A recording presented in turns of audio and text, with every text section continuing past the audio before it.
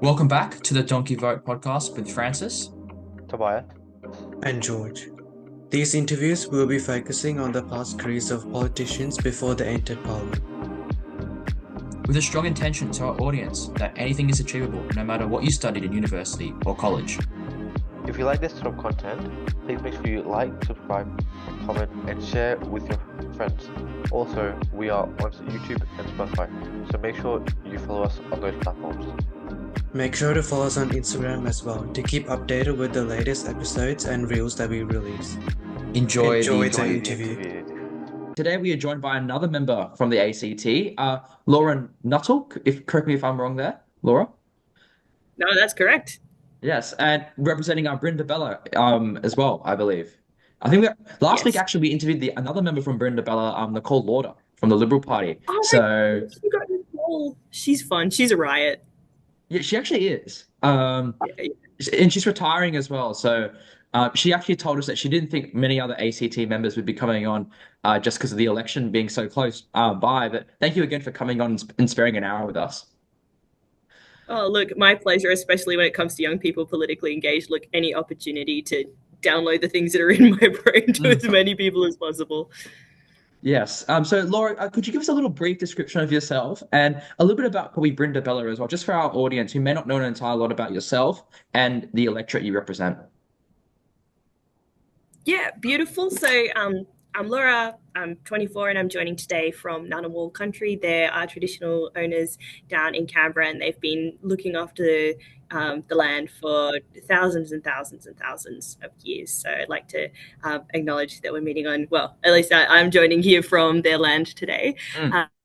Yeah, so do you want a physical description as well? Yep, beautiful.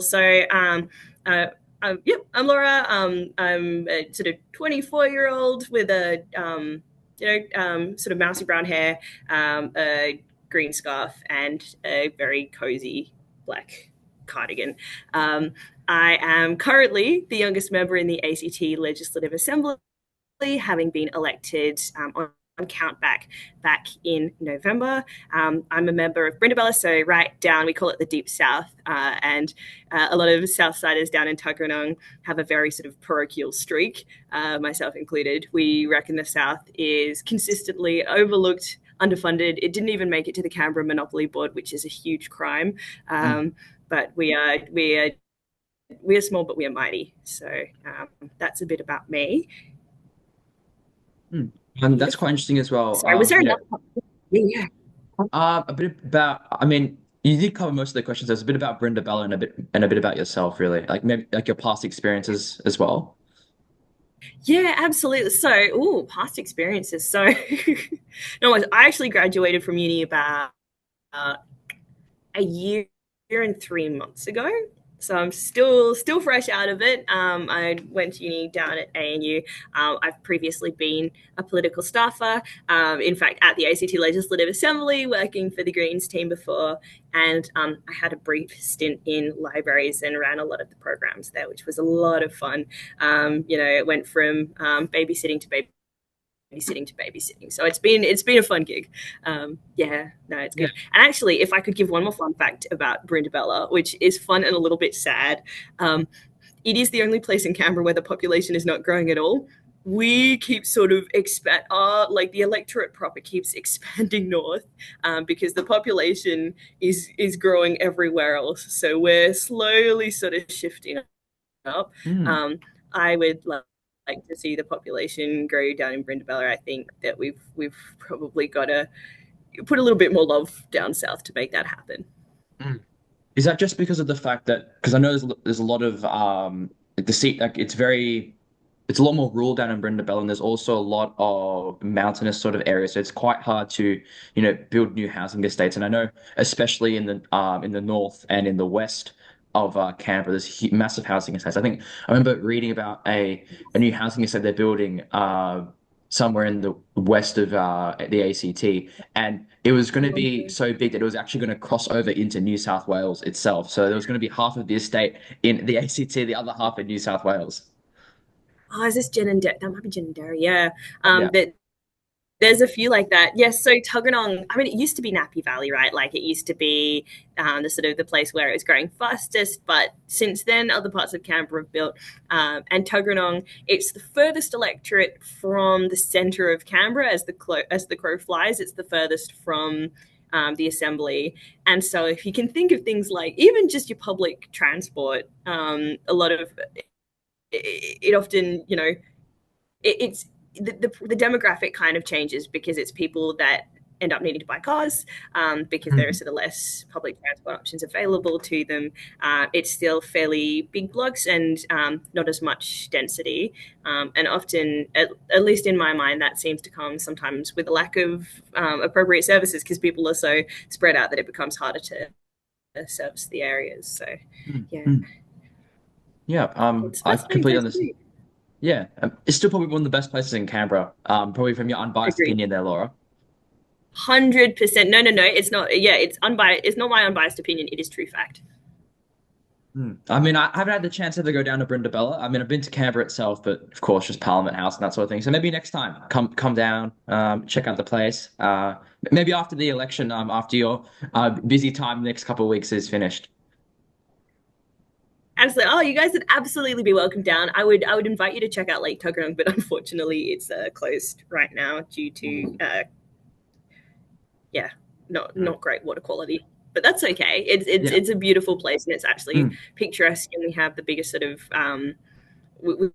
we have the biggest sort of chunk of national park. If you actually look at the map of Brindabella, it's sort of housing up here, and then you have the full sort of Namadgi National Park. So yeah, please come down and visit. It'd be fun. That'd be great. That would be really great. So moving on to our questions then, Laura. So my first question actually to you is, and you did touch on this, how was your high school and university life? And do you have any memorable moments? Yeah, so high school and uni. So for the longest time, I actually wanted to be an engineer, and it was still kind of because of climate. I sort of I attended the climate protests. I realized, hey, the planet's sort of low key dying. Like let's do something about it. To start with, I thought that possibly the most effective thing I could do is actually look into solar engineering, look into renewable energy, and actually how we might be able to sustainably supply Australia with energy into the future. I thought this would be really cool. I then did engineering work experience and realized quickly that it wasn't for me and Too much took math or a huge sort of, yeah, yeah, probably it was less on the actual design and more on the sort of like meeting briefs. So it was, I think I'd probably expected more of the research side, and what I found in practice was sort of, doing things to meet specifications. So I thought like interesting, certainly, and I learned heaps and heaps of stuff, and I have a lot of respect for people who can keep up the engineering grind. But I went, oh my goodness, this is probably not something that I can do as a career. And Mum sort of offhand said, and this was sort of mid-year 12 that I was having this crisis going, oh, actually, the thing that I was setting myself up for during during high school and college, so year 11 and 12 here in the ACT, is actually not something that I want to be doing. Mom's like, well, what about PPE? And I'm like, what's that? And she goes, well, politics, philosophy, and economics. I'm like, economics sounds gross. And she said, no, it's like the language of public policy. And so if you want to make compelling arguments about why people should care about stuff, actually having a grounding in economics is really important for that. So I was like, all right, I'll give it a go. And it was early uni when I properly got involved in the agreements because I thought I wouldn't I was sort of watching the world around me going, people are making silly decisions about stuff. Like, for me, it was like people keep opening coal and gas mines, and unfortunately that still hasn't stopped. But I'm going, well, all right, well, what can I do about it? I thought the Greens very much aligned with my values, so I thought we'll get involved. And there was a local election campaign happening around then, so I was like, oh yeah, I'll stick my hand up. And that as soon as I showed the whites of my eyes, they're like, oh my gosh, a young person, and you live down south, which is like historically one of the more conservative parts of Canada. Like, oh my god, like, would you want to run as a candidate? And I'm like, I mean, if I'm just if I'm more of a paper candidate, more of a shiny volunteer, then I think it'd be great experience. It lets me learn more about the political system. It's a slippery slope. Don't ever let people tell you that you can run for election without the risk of getting elected. It may sound silly, but however small, there is always that There's a, chance. So, as we were saying just before, there just was that. be feeling. Yeah, there was that council in New South Wales, like fifth on the ticket, and she got elected. So Yeah, yeah, yeah, we yeah, could. absolutely. Like 20 years old or something. Oh, I can't wait for her to smash it. I'm really excited. Yeah. Mhm. So no, Yeah, it's a good time. yeah. And quite interesting there, Lee, as well. I was going to say, my cousin actually went to ANU and did PPE. I think she was a year probably ahead of you because she's Yeah. 1999, not 2000. But yeah, she was also doing PPE at the exact same time and at ANU. So quite a bit of a coincidence there. Yeah. What was your cousin's name? Angeline. Oh, you don't have to. Oh, Angeline. Trying to remember. Definitely, quite possibly, we would have shared a tutorial. That yeah, it's a I'll ask small her. world. I might. I'm probably going to meet up with her probably in a week's time. So I'll probably ask her and see if she remembers you because she did say there was one Greens candidate I think in Kurrajong, sorry, that Mm. she actually knew because like they were in the same class for something back in the 2020 election because she's back here now, back in Melbourne. She's That, not up in the ACT anymore. But yeah, yeah. so she was there for about 3-4 years for her degree. Oh, awesome. Because that might have been Michael Brewer. He was actually the youngest that we had on the ticket back in 2020 by a Yeah, couple of months. I was quite mad yeah. I about think it that. was Michael actually. But yeah, yeah, yeah. He's a Mm, lad. He's mm. running for us again. So it's a small Mm. world. We'll see if he gets up in Kurrajong. We'll see. Yeah, yeah. He's Murrumbidgee this time, but yeah, Oh, Martin Beach. keen. Oh, okay. Yeah, yeah, absolutely. That's good. Yeah. Yeah, yeah. All right. Then moving on then to our next question then for you, Laura. I think this is with you, Tobias. Yeah, are you able to talk a bit about your career before politics, and what roles did you conduct?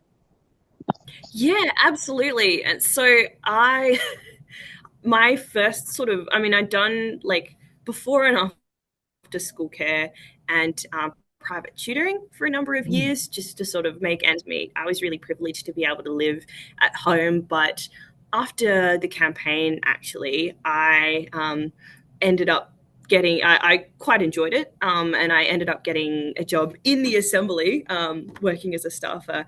That was really fascinating. That was a huge crash course because a lot of the stuff that we're taught in school is that sort of big, more abstract, um, like yeah, more abstract, more sort of federal and even international level when it comes to politics. And rarely, or at least in my experience, did we actually have opportunity to engage with the local side of politics. So becoming a staffer in the assembly was an absolute crash course because I sort of came in. I said, I really care about climate and I care about people having enough to like live comfortably, and Mm. like I just want to see a more equal society. And then I was also really mad because our local shops had closed and it was just sitting there vacant. And, whatever was happening, like windows were getting periodically smashed. But that was sort of like, that was the extent of my knowledge of local politics before getting in, as a staffer. And so that was a really great opportunity to learn about, well, what actually tangibly do politicians do to help people? And often it's like fielding concerns, making representations to ministers, sponsoring petitions, participating in inquiries. These are all things that I actually had no idea that politicians did. And so I found working as a staffer really beneficial and actually coming in as an MLA, especially with not much other like leadership experience. Like there's only so much experience you can get, Mm. um, as a 24-year-old. And like, I wouldn't say that it's an overall lack of life experience, but I've had to be pretty selective with what I've learned. If I hadn't been a staffer or had a good sort of grounding of the political system, I think I would have struggled a lot more than I did when I later came back as a member. So I worked as a staffer for a couple of years, first sort of doing like office management, and then moving on to like electorate advice. And I was a sort of sports policy advisor. And so it was nice to inherit that portfolio when I came back. I then went, I realized I'd sort of branched out on my own at that point and was living away from home. And it actually became a question of income because I was working part time. And I Yeah. realized I probably just aren't quite making enough to be able to support myself. The cost of living crisis had started to intensify, as had the housing crisis in Canberra. I'm going backwards in my savings. Like, I think I probably need some more grounding in work outside the assembly, because it's all well and good to advocate for people, but if I never actually go out and talk to anyone, how would I know, how would I have a good idea of how to like effectively, represent the community and link them up with the services they need? So I started working at libraries, ACT, and that was so much fun. It Mm. was really good. I enjoy a creative outlet, so I was doing a lot of the programs like Giggle and Wiggle and Story Time. So, entertaining babies and young children, putting on funny voices and doing craft, but also just sort of um, looking at like libraries are such an amazing institution, right? Like, they not only are they like a totally free place to access so much information, especially as the internet starts to sort of take certain things, keep them behind paywalls, as AI starts to sort of gobble and spit out a lot of information without it actually sort of being properly researched and reviewed. Having a Sure. library where you have the physical, tangible books is becoming more and more important. And it's also a free space. We don't have many of those left, Mm. especially for young people.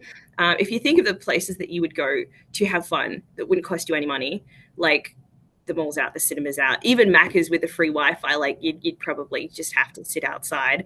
Mhm. Um, so having like just safe, comfortable places to do stuff is really important. So I think the library sort of instilled a lot of that in me. Does that sort of answer the question? Yeah, yeah, it really does. Because when I was doing some research on you, Laura, I think probably because you're such a new MP, there's just not enough Mm, stuff out there on you. So it's actually great to hear that you've spent a bit of time working as a staffer and also working in the libraries in the ACT, which I think they are mm, quite mm, underrated and and not talked about enough how important libraries are in general. Because 100%. you know yeah, like especially our local library here. Um, Mm-hmm. it has gotten a lot of upgrades over the years, but people just forget about that it actually exists. And a lot of young little kids go there and they'll have story times, they'll do some activities, that sort of thing, and it's really, really enjoyable for them. And they're also learning a lot of stuff, even as 2, 3 year olds before they go to primary school. 100%, absolutely. And it's resources for parents too. Like, there's been a big sort of push recently in the ACT to review our like literacy and numeracy practices, and make sure that they're like working for all students. And part of the push is to have more decodable readers in place. And it's interesting to see that some of those resources actually already exist at libraries. So for parents who want to sort of be engaged in their students, like in a child's education, but might not necessarily have the means to go to private tutoring and get all of the sort of expensive materials, that the library is actually there, and provides those materials too. So yeah, it's a bastion of good government. Exactly, Yeah. exactly, 100% agree with that, Laura. So, moving on then to our next question. So, with the upcoming election in the ACT, what are some of your key priorities in Parliament for the next parliamentary term, if elected again?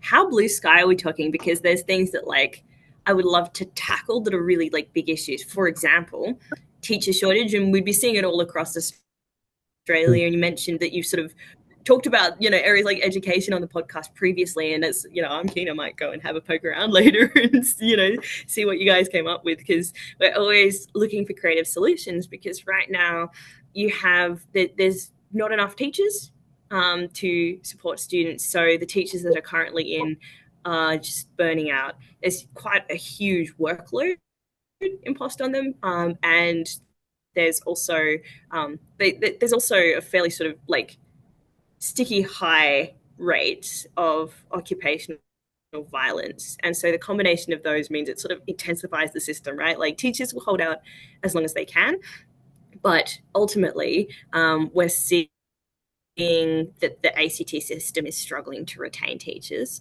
That's something that I'd really love to work on there's also a personal element for me. Like, mum was a primary school teacher of 17 years. And, like everyone, eventually it's, like the profession is bonkers. She gave a good 17 years, but it's teachers don't get many weekends, and they don't, they're often in, people tend to think of it as a 9 to 3 job. And I have to stop myself from getting the hackles up when people say that, because actually it's 8 till 5:30 or 6, and then it's taking home marking. It's like, Okay. yeah, teachers work really hard, and I'd really be keen to see what we could do to support them. I think it looks like more support staff, especially when it comes to student wellbeing as well. I've heard really strong support for more allied health in schools. So folks like youth workers and social workers, because especially coming out of COVID, like, young people are doing their best, and sometimes they're okay, and sometimes they really need support.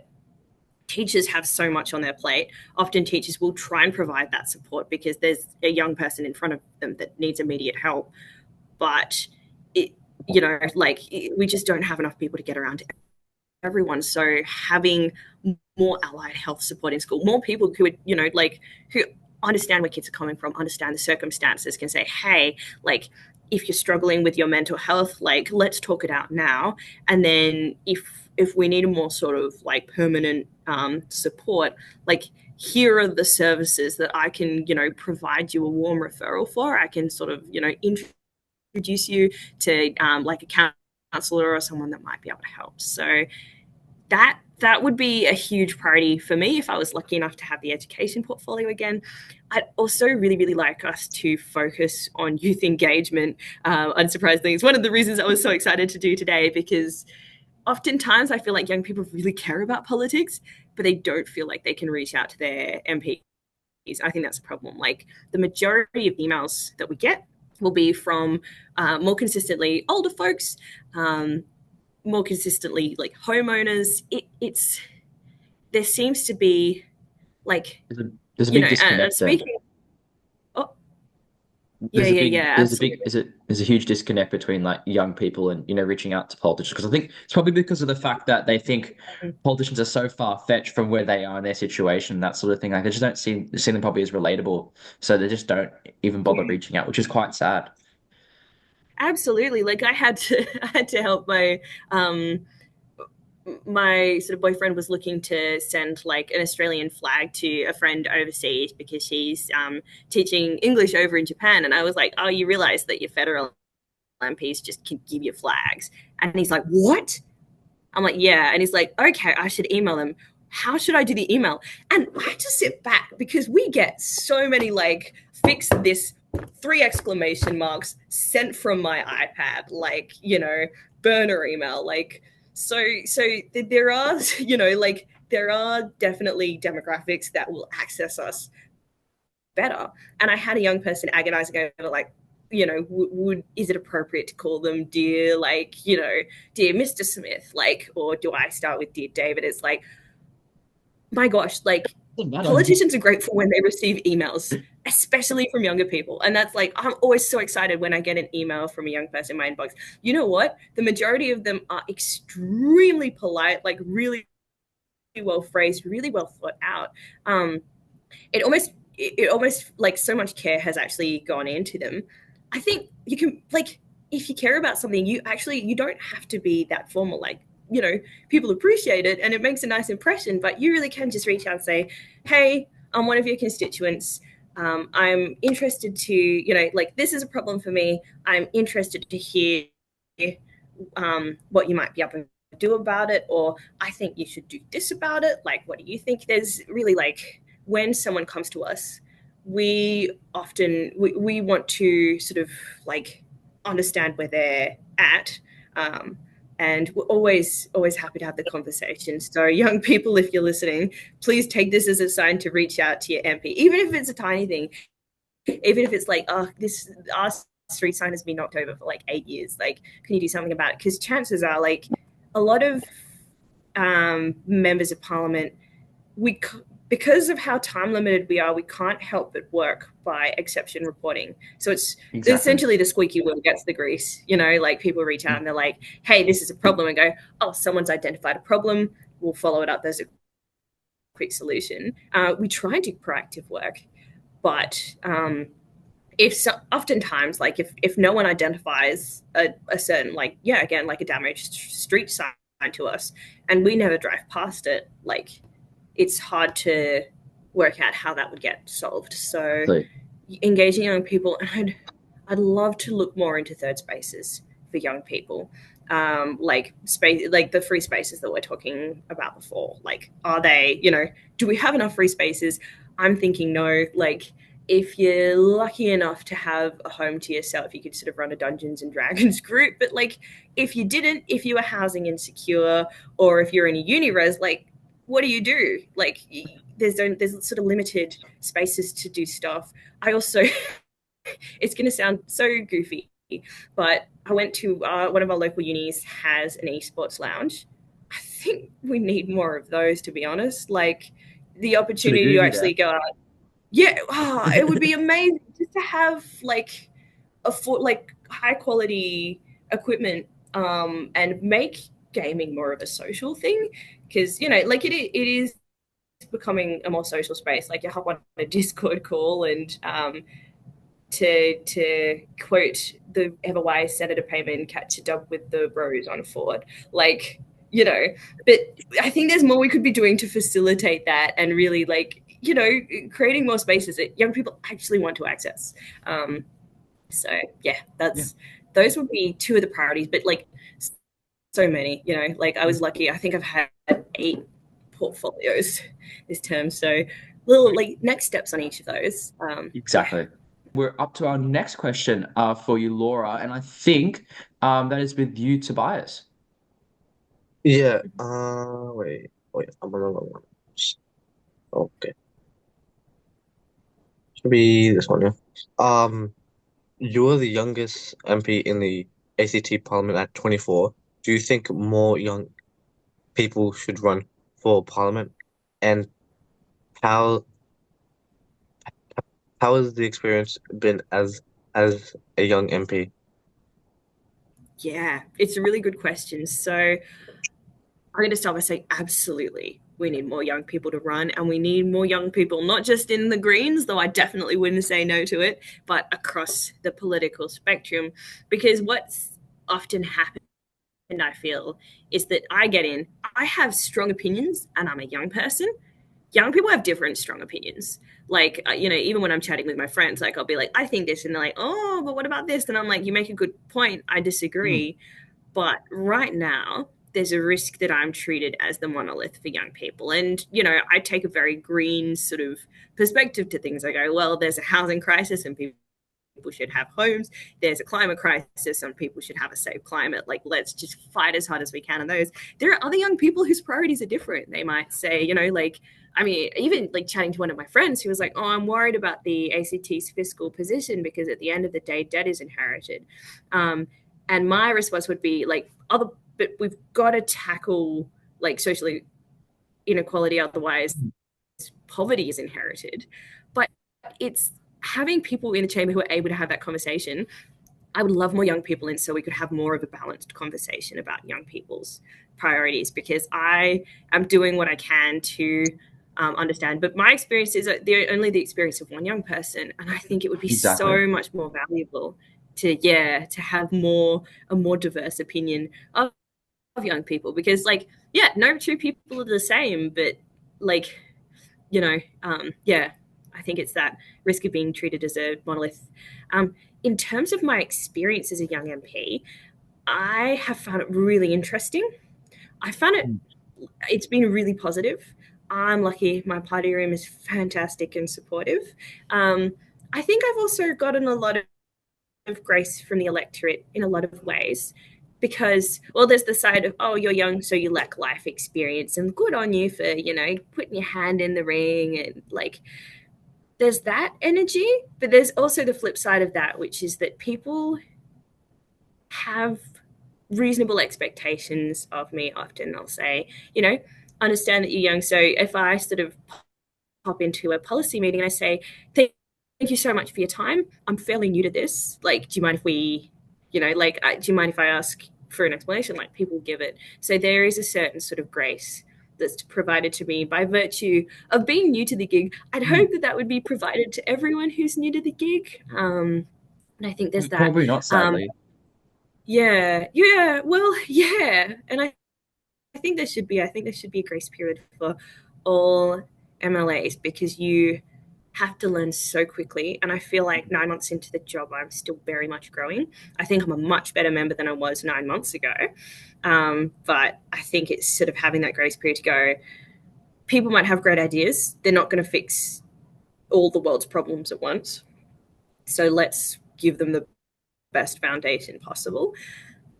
I think also being a young MP, it's been I've only been heckled really badly once in the chamber. I think it got to me because it was an issue that really mattered to me, which was removing the requirements to have clinical verification before you change your name and sex on your birth certificate. So, as someone who pretty strongly believes that people's gender is their business, and that actually we should be a whole lot nicer to trans and gender diverse folks just trying to live their life, to have people start yelling when you're talking about like affirming someone's human rights definitely caught me off guard. I think there is that sort of age and sometimes gender element to it. Like I noticed this particular person seems to aim more of their sort of shouting, and it's not points of order, it's not genuine sort of critique. It's sport. It's to throw you off, and that tends to sort of be aimed more, yeah, aimed more at some people rather than others. I think, as even just as a young MP, like I'm currently renting, I'm currently living with housemates, and that's been an interesting experience. They were really kind. We were living up the opposite end of Canberra when I got elected on Countback. And so for the first little bit, I didn't have a car. And like people don't have the means to just up and move instantly. So I was doing the first sort of maybe 4 or 5 months of the job, working from Collins to the opposite end of the town, catching the light rail, which was comically convenient, and then connecting to buses down to the electorate. But even just practically, having just not been in the workforce for a while, I didn't have the savings and income to buy a car at that point. I didn't have the ability to just up and move, and so those really practical considerations that come with I guess just not sort of being as financially well off as I think politicians are expected to be going in Yeah. was a really sort of interesting one to contend with. I'm lucky that I'd been saving for a car for a while, and luckily with an MLA salary, which is ridiculously high, I was able to get a car. That has made my life so much easier, and that's been really interesting. It's like, there's things actually become more affordable when you're more well off. Just like, things sort of fall into place. You're able to sort of invest in high quality things up front so things don't break as often. And it actually makes your life easier. So that's been that's been a bit of an eye opener too. But it's been interesting. It's been very worthwhile. It's been very emotionally challenging as well because, like most people that get into politics, I actually want to do my best, and I want to do my best for the community. I want to do what's right by them. I want to be able to consult properly. And it's a hard one to learn when you're having to learn everything all at once. So it's, I've missed my friends and family a lot. They've been really supportive, but it is a job that takes you away from the other things that you want to do with your life. So yeah, it's been really interesting. So that's Yeah. All good. Yeah. Thank you there, Laura. Just because I know we're running out of time. Probably moving on then to our absolutely. last question. So finally, what's some advice you give to students in 2024, especially those who are starting university or high school? I think it's a really good question. My selfish advice is reach out to your MPs more and don't be afraid to get politically engaged. It really helps. At the end of the day, it's your future, probably more than we're going to be around for the longest time to come. So, like it is absolutely within our right, and we should be entitled to reach out to politicians. So use politicians. I was very proud in my inaugural speech. I said politicians are tools, and I stand by that. I hope I have been a useful tool. But use your politicians as tools. Like that's what they're there for. They're not there to just sit there, look pretty, and earn a bucket ton of money. Like they're supposed to do their job, and their job is representing you. I'd also say, reflecting on my own experience, if politics comes at you sideways, if you don't necessarily expect to get into politics, like roll with it. You know what I mean? Like politics might be the way you want to go. You might discover that like you don't have to have been, like a top scoring student in HAS and then go and do all of this sort of like history and politics and philosophy courses. Like there are so many people in Parliament with really diverse life experiences. At a point in time, you could have any life experience. Whatever you do and whatever you then bring to Parliament is really, really valuable. So, you know, do the things that you genuinely enjoy doing.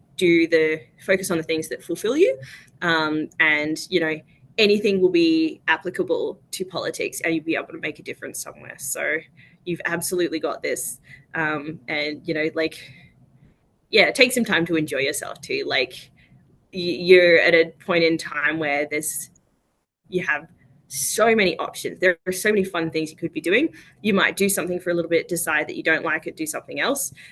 What is your oyster? So, don't be afraid to have a little bit of fun with it. You take every single opportunity that's available to you because you never know if it's going to pop up again. And seeing with you, Laura, taking that opportunity for running for parliament, and it made you end up becoming a parliamentarian, which you probably 4 years ago thought you'd never ever become, like at this stage in your life. So 100%, even a year ago. Yeah. With that, actually, can I swear? Is this a swearing safe zone? Or okay, should yeah, I keep it PG? I mean, Yeah. Okay. So probably like 90% of the, or 70 to 90% of the stuff I do in politics, I've been shit scared to do. At the end of the day, it's just going, I'm going to do it regardless. Like it's going to be an experience. People understand that I'm new to it and they're going to accept that. But you will learn so much by just giving it a crack.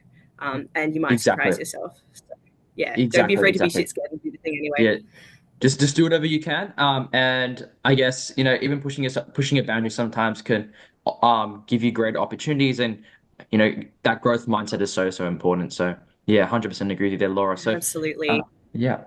Those are all our questions then. I do realize we went a little bit over time there, but I do really appreciate you coming on the podcast, Laura, and speaking to us, especially about a bit about your career before politics and some advice you give to students in 2024. So yes, thank you again for coming on, and hopefully you enjoyed the podcast. Oh, it was so much fun. This has been probably one of the highlights of the week. And, I really appreciate you guys are doing an amazing service to the community running this. You're helping out your politicians by getting more young people involved. And Mm. I think you're helping out our generation by doing that too. So thank you very much. And, I Thank you, hope Laura. that you get to meet with all of the fun people. Yeah, hopefully. Thank you again, Laura, for coming on.